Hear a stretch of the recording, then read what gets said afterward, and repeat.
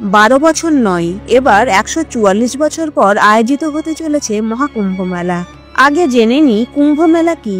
সনাতন ধর্মে কুম্ভ মেলার একটা আলাদাই মাহাত্ম্য আছে। এটি সারা বিশ্বের সবচেয়ে বড় ধার্মিক মেলা।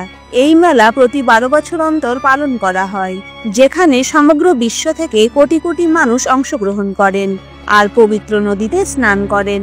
মান্যতা আছে এই বিশেষ মুহূর্তে স্নান করলে সকল পাপ থেকে মুক্ত হয়ে মোক্ষ লাভ করা যায় এবং রোগমুক্ত হওয়া যায়।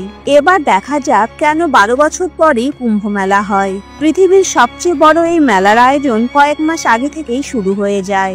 এই মেলাটি কয়েকটি পবিত্র নদীর তীরে 4টি তীর্থস্থলে আয়োজিত হয়। এই 4টি স্থান হলো উত্তরাখণ্ডের গঙ্গা তীরে হরিদ্বারে, মহারাষ্ট্রের গোদাবরী নদীর তটে নাসিকে, মধ্যপ্রদেশে শিপ্রা নদীর তীরে উজ্জয়িনীতে এবং উত্তরপ্রদেশে গঙ্গা, যমুনা ও সরস্বতী এই 3 বিশেষ নদীর সঙ্গমস্থল প্রয়াগরাজে কুম্ভ মেলা আয়োজিত হয়।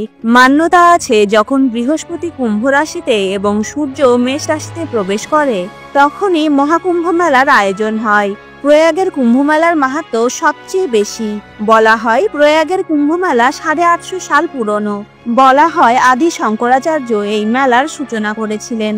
পরবর্তীতে শঙ্করাচার্যের শিষ্যগণ সন্ন্যাসী ও অঘরীদের জন্য সঙ্গম তাতে শাহী স্নানের ব্যবস্থা করেছিলেন। আবার কোনো মত অনুসারে কুম্ভ মেলা সমুদ্র মন্থনের আদি সময় থেকে আয়োজিত হয়ে আসছে। বলা হয় সমুদ্র মন্থনের সময় অনেক অমূল্য বস্তু, প্রাণী, অপ্সরা প্রভৃতির আবির্ভাব হয়েছিল। তার মধ্যে সবচেয়ে যে বস্তুর প্রাপ্তি নিয়ে দেবদৈত্যের মধ্যে ঝগড়া আরম্ভ হয় তা হলো অমৃত।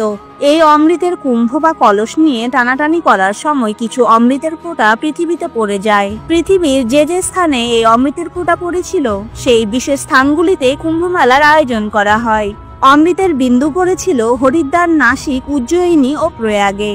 তখন থেকে এখানে প্রতি 12 বছর পর পর কুম্ভ মেলার আয়োজন করা হয়।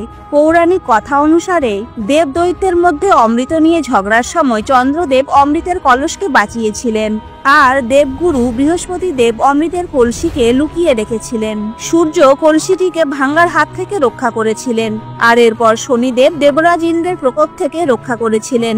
তাই যখন এই প্রত্যেকটি গ্রহের সংযোগ একই রেখাতে হয় তখন মহাকুম্ভের আয়োজন করা হয়। এই গ্রহগুলির মিলনেই অমৃতের কলসের রক্ষা হয়েছিল। এরপর ভগবান নারায়ণের সাহায্যে দেবতারা অমৃত প্রাপ্ত করেছিলেন। শাস্ত্র অনুসারে পৃথিবীর 1 বছর দেবতাদের কাছে তা 1 দিনের সমান। দেবদৈত্যের মধ্যে অমৃত নিয়ে যুদ্ধ 12 দিন চলেছিল, যা পৃথিবীতে 12 বছরের সমান। তাই 12 বছর অন্তর কুম্ভ মেলার আয়োজন করা হয়। আবার বৈদিক জ্যোতিষ অনুসারে বৃহস্পতি একটি রাশিতে 1 বছর থাকে আর রাশিচক্র ঘুরে পুনরায় সেই রাশিতে আসতে 12 বছর সময় লাগে। তাই 12 বছর অন্তর এই সকল পবিত্র স্থানে কুম্ভ মেলার আয়োজন করা হয়। এবার দেখা যাক কুম্ভ মেলা কত প্রকার। সাধারণত কুম্ভ মেলা 5 প্রকার: মহাকুম্ভ মেলা, পূর্ণ কুম্ভ মেলা, অর্ধ কুম্ভ মেলা, কুম্ভ মেলা ও মাঘ কুম্ভ মেলা। মহাকুম্ভ মেলা এটি কেবলমাত্র উত্তরপ্রদেশের প্রয়াগে আয়োজিত হয়। 12টি পূর্ণকুম্ভ অনুষ্ঠিত হওয়ার পর অর্থাৎ 144 বছর পর এই মেলা আয়োজিত হয়। পূর্ণ কুম্ভ মেলা এটি 12 বছরে একবার হয়। ভারতের 4টি স্থানে হরিদ্বার, নাসিক, উজ্জয়িনী ও প্রয়াগে এই মেলার আয়োজন করা হয়। অর্ধ কুম্ভ মেলা 6 বছর পর ভারতের 2টি স্থানে হরিদ্বার ও প্রয়াগে এই মেলা অনুষ্ঠিত হয়। কুম্ভ মেলা এই মেলা প্রতি 3 বছর পর পর আয়োজিত হয়। এই মেলাতে লক্ষাধিক লোক আধ্যাত্মিক উৎসাহের সঙ্গে যোগদান করেন এবং এই মেলা দেশে 4টি আলাদা আলাদা স্থানে আয়োজিত হয়। মাঘ কুম্ভ মেলা একে ছোট কুম্ভ মেলাও বলা হয়, যা প্রতি বছর মাঘ মাসে কেবল প্রয়াগেই আয়োজিত হয়। 2025 সালে প্রয়াগে যে কুম্ভ মেলার আয়োজন করা হয়েছে সেটি হলো মহাকুম্ভ মেলা, যা প্রতি 144 বছর পর একবারই আয়োজিত হয়। অর্থাৎ 12 বছর পর পর 12টি পূর্ণ কুম্ভ মেলা সম্পন্ন হওয়ার পরই অনুষ্ঠিত হয়। এই মহাকুম্ভের জন্য 144 বছর অপেক্ষা করতে হয়। 2025 সালে মহাকুম্ভ স্নান শুরু হবে পৌষ মাসে পৌষ পূর্ণিমার দিন থেকে, যেটি পড়েছে 13 জানুয়ারি 2025 এবং মহাশিবরাত্রির দিন, যা 26শে ফেব্রুয়ারি মহাস্নানের মাধ্যমে মহাকুম্ভ স্নান শেষ হবে। এবার দেখা যাক শাহী স্নানের তারিখগুলি কি কি আর কখন কখন স্নান করা উচিত।